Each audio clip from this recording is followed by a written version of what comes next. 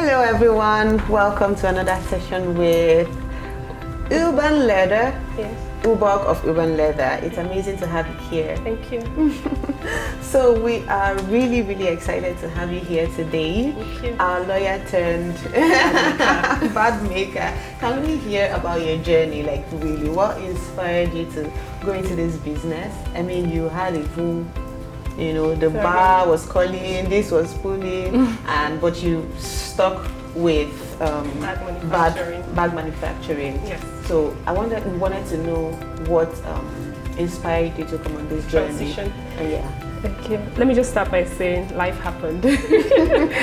So I relocated to Enugu to start a family, and unfortunately, it was the heat of the COVID-19 pandemic. Now, because my husband is an essential service provider, while he was out there saving lives, I was trying to figure out what's happening. Is this how marriage looks like?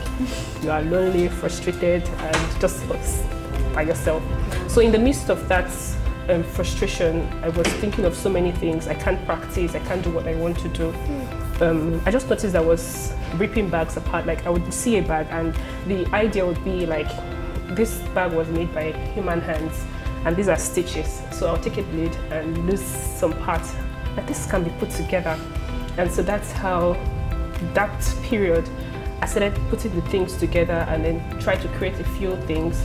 And so when the lockdown was over, when I go out, people will be like, oh, I like your bag. Where did you buy it from? I made it myself. So, oh, you made it yourself, make for me. So now that's how the make for me started. But it was not a business yet, it was more like a hobby. And I was still trying to navigate legal practice with bag manufacturing or with fashion. But as time began to evolve, the patronages for bags began to overwhelm legal practice. And I had to put a pause to legal practice to face this head on. And I was also disturbed by, I think I saw a figure, how that over 5 million quantity of bags are imported into Nigeria annually. And I'm like, are there no bag manufacturers? Like, is there no bag industry where you go to and you see so many industrial machines and you see people manufacturing bags? I've not seen that in Nigeria, and then that dream was birthed. I said, this factory, we're gonna have it. And so the idea for me is to disrupt the bag manufacturing ecosystem and put Nigeria on the global bag manufacturing map. And that's why we transitioned from just being called Urban Leather to Urban Bag Factory. And that's the dream for us. I love that word, disruption. So I actually love that word, So because there's a whole rave about going with known brands or this is it, and that is what is influencing the high rate of the importation and all of that. Now, what are the key steps that you're taking or that you have taken or that you're hoping to take to, cause that whole disruption that you're looking at? So the first step I took was to register the business. So I registered it as Urban Leather, and then I created logos and then all the what's it called, the paper tags and the branding basically. Yes. So but I had to also learn the art of the bag making itself. Beyond that, I think that God has just blessed me with some creative mind. So sometimes people will give me a very complex design, and while I'm having that conversation with the customer and thinking about the pattern drafting and everything, the pieces begin to form itself together, and that's how the bag, we were able to put it together. So the steps I also took to seeing to it that this bag factory comes into big fusion is that the profits from the business, we made sure we haven't even started enjoying the business yet.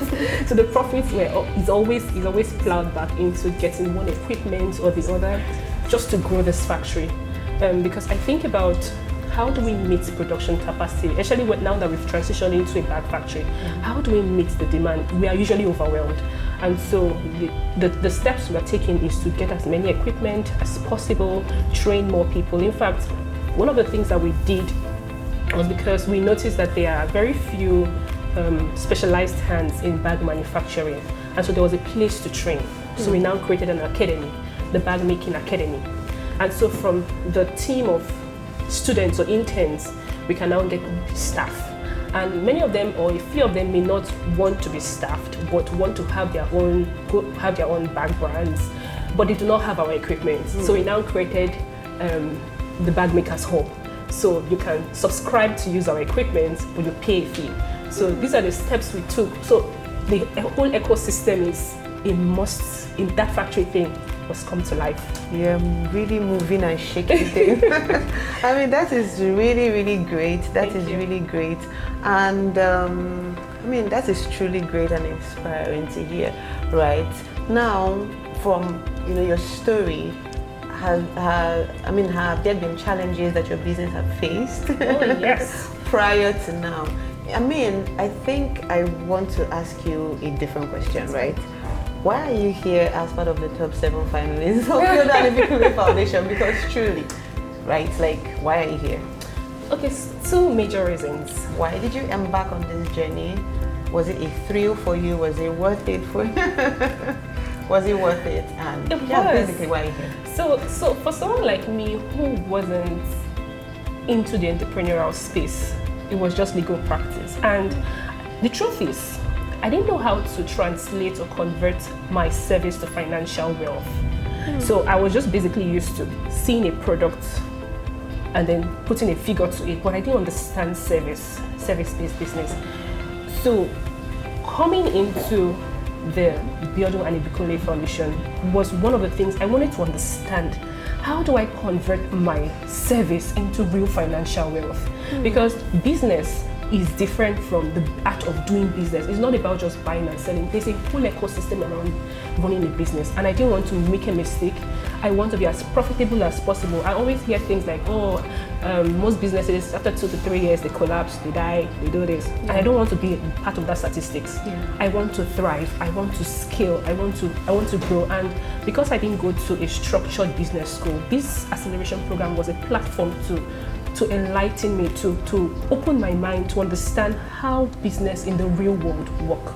Oh, that is super amazing. Was it worth it for you? Oh, 100%. Okay, what aspect of it stood out for you? Because I know that during the incubation program you were exposed to several lessons from the finance, tax, and whatever, several informative sessions. So was there an aspect that actually really stood out, and how has that experience moved you forward in your business? Yes, the part that stood out for me is the aspect that Mr. Shegun handled.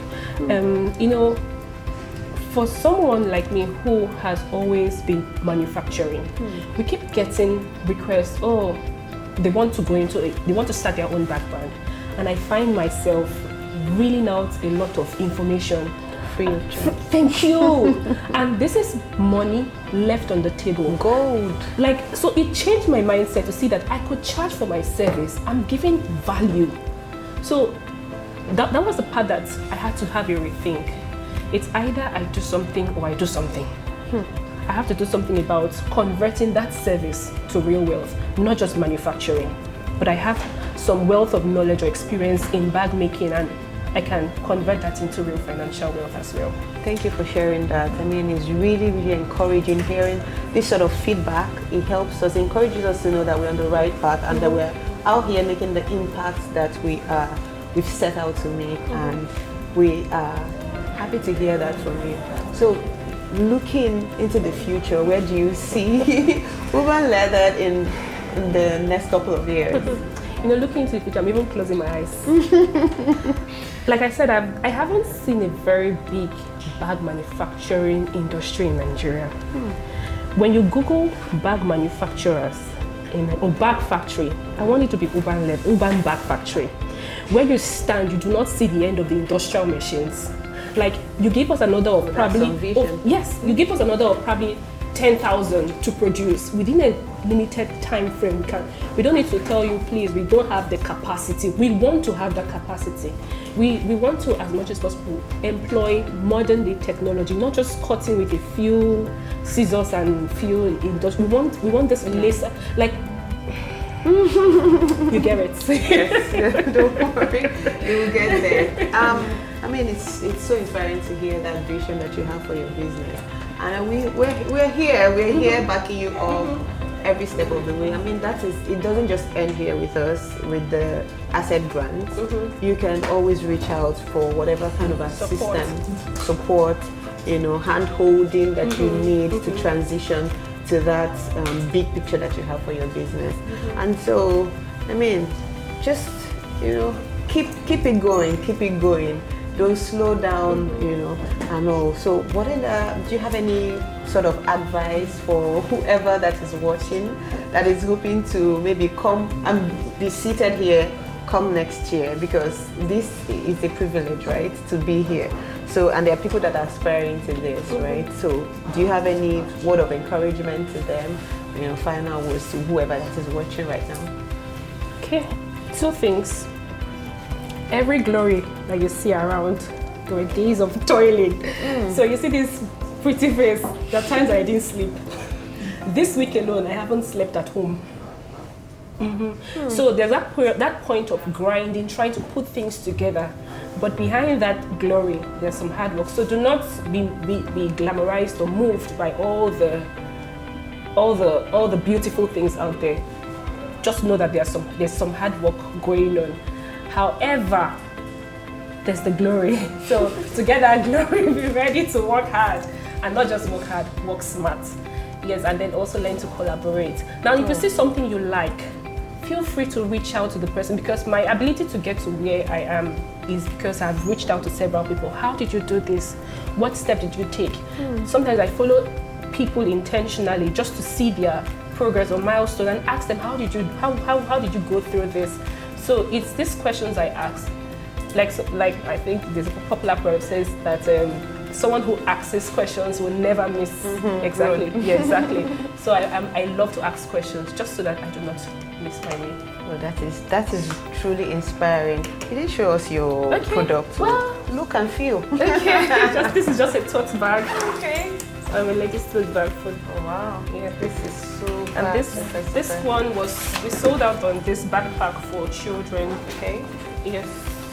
Okay. So we have a couple of several products. This is really amazing. Yes. And so you do not just you supply in bulk.